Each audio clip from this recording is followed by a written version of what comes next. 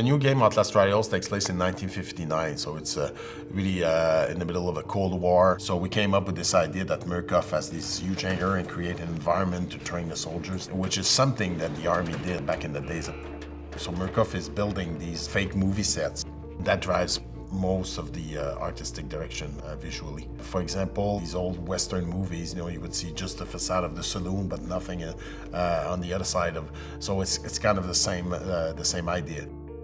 The job is to do the visuals of the games, modeling, lighting, whatever is related to what you're gonna see in terms of the environment. The way the game was first pitched to me actually in my hiring interview was, the scene in Indiana Jones when he's in the ghost town with mannequins and stuff. That's the pitch, and I was immediately hooked, and I was like, oh yeah, I can really see that, the whole simulation aspect and a rat in a maze. Everything that can serve the fact that we're in the 1950s, we embrace it, such as the dressing codes, the cars. We need to dive into the 50s. We need to think about what was the telephone into this era. The thing that's very different in this new game compared to the old ones is that the notion of trials allows us to create very different environment for each trials. Probably the most important signature visually is the night vision. That means that there has to be a minimum amount of area of darkness in every game. That's the foundation.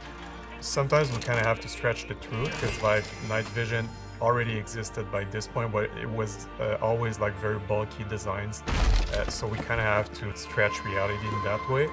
If someone asked me to create a hallway, what do I need to know? It's what happened there.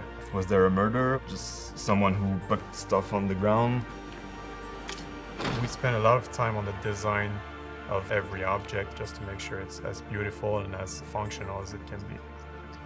Tous les répertoires d'objets qu'on trouve, par exemple, des radios. Qu'est-ce que c'est une radio des années 50? Moi j'ai répertorié plein de modèles au fil de mes recherches. Fait que quand j'ai besoin d'avoir une radio, je vais dans mon répertoire ici, puis j'en ai plein. We always try to go and get that kind of clunky feeling, that prototype feeling. It's really fun to do something that looks as dangerous for the enemies as it is for you. And that's a nice contrast with everything that is used by Murkoff Personal, where it's going to be way more clean, way more functional, way more finished.